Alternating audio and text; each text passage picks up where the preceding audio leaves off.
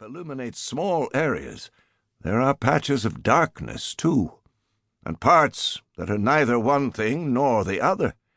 That his entire life has been this way, not forever pulled between two poles, but borne instead along far more complex currents, of which ticks and tocks are merely the extremes. How did he come to be standing here on this cold afternoon, he wonders? What innumerable events led to this? And why? He shakes his head, frowning. This is not the kind of thought that usually occupies his mind. He is not normally prey either to a feeling of dread, though that is what is creeping up on him now. Something bad is about to happen. Something wicked this way comes. He hears footsteps in the street outside. He half turns, but cannot see who is approaching. The windows are grimy. He has not cleaned them in many years. Nobody needs to see inside.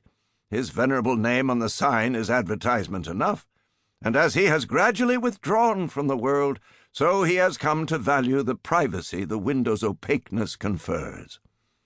But now, suddenly, he wishes he could see who's coming, and he wonders whether his life is over after all. He waits, turning back to the bench, busying his hands, and the door opens. No. Sorry. Stop imagining things. I've got this completely wrong. I've tried to tell the story from the beginning. That's always a mistake. I've learned my lesson since, and have even come to wonder if this is what I was dimly starting to comprehend on that cold, long-ago afternoon. Life is not like a watch or clock, something that can be constructed and then wound for the first time, set in motion. There is no beginning. We are always in the middle. Okay. Look, I'm going to start again.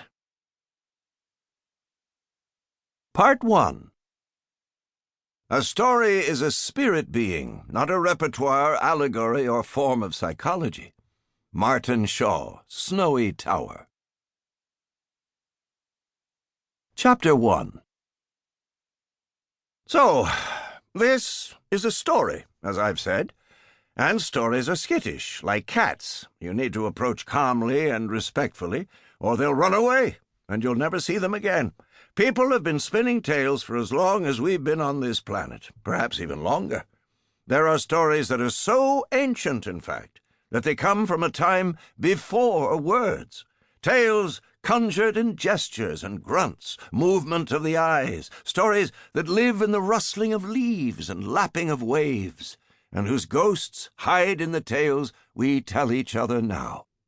Be good and be careful. Beware of that cave, that forest, that man.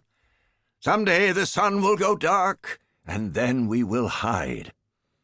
But all stories, and I'm talking about proper ones here, not stories about sassy teens becoming ninja spies, or needy Middle Ages overturning their lives in a fit of first-world pique and finding true love running a funky little bookshop in Barcelona, need us to survive. Humans are the clouds from which stories rain, but we are also shards of glass that channel their light, focusing them so sharply that they burn. Humans and stories need each other.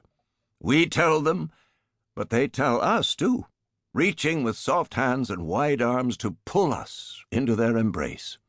They do this especially when we have become mired in lives of which we can make no sense. We all need a path, and stories can sometimes usher us back to it. That's what happened to Hannah Green. She got caught up in a story. And this is what it is. Hannah lives in a place called Santa Cruz, on the coast of Northern California. It has a nice downtown with organic grocery stores and a Safeway and coffee shops and movie theaters and a library and all the things you need if you want other towns to take you seriously. It is home to a well-regarded branch of the University of California and also to a famous boardwalk where you can go on fairground rides and scare yourself witless should you be so inclined. The boardwalk features a house of horrors and a carousel and shooting galleries and the fifth oldest roller coaster in America, the famed giant...